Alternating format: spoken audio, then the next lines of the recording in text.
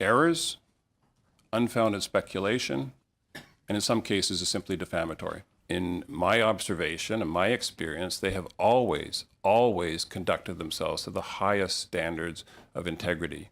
You may not like their politics or their policies or their tweets, but they have always been guided by trying to do the right thing. He indicated that it was entirely her call to make, that she was the decider.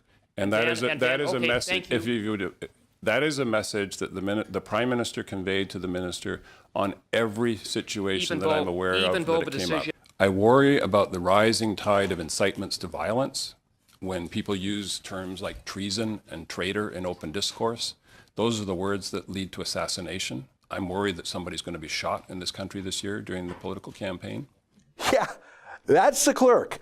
I think we know what was agitating him. He's not worried about assassination. Where did that come from? Other than the political assassination of his own boss. All right, back to Jody Wilson-Raybould. Asked what he's worried about. The clerk then made the comment about how it is not good for the Prime Minister and his Attorney General to be at loggerheads. I told the clerk that I was giving him my best advice and that if he did not accept that advice, then it is the Prime Minister's prerogative to do what he wants. But I am trying to protect the Prime Minister from political interference or perceived political interference or otherwise. The clerk acknowledged that, but said that the Prime Minister does not have the power to do what he wants. All the tools are in my hands, he said. I said that I was having thoughts of the Saturday night massacre, but that I was confident that I had given the Prime Minister my best advice to protect him and to protect the constitutional principle of prosecutorial independence. The clerk said that he was worried about a collision between the Prime Minister, because the Prime Minister is pretty firm about this. He told me that he had seen the Prime Minister a few hours ago and that this is really important to him. That is essentially where the conversation ended, and I did not hear from the Prime Minister the next day.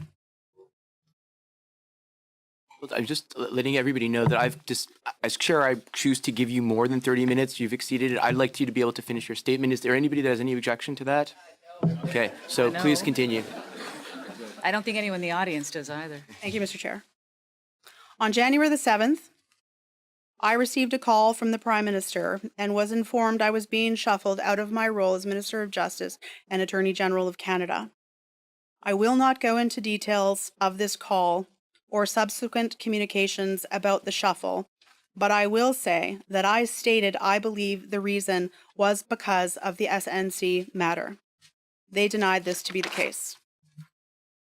On January the 11th, 2019, the Friday before the shuffle, my former deputy minister is called by the clerk and told that the shuffle is happening and that she will be getting a new minister. As part of this conversation, the clerk tells the deputy that one of the first conversations that the new minister will be expected to have with the Prime Minister will be on SNC Lavalin. In other words, there it is. 10 phone calls. 10 meetings, texts. Something's going to happen. Interference is going to happen. Oh boy, it's going to happen one way or another. They've been talking to this Justice Minister September, October, November, December. They're sick of it. And they say the first matter of business we're going to do with the new Attorney General is get this done. And wouldn't you know it? Wouldn't you know it? Who's the new Attorney General? His name is David Lametti, and he's from Montreal. And he was lobbied by SNC Lavalin. And actually, earlier this month, he said to the Globe and Mail that he was considering still letting them off the hook. Crooked crooks are crooked. Keep watching. Words that the new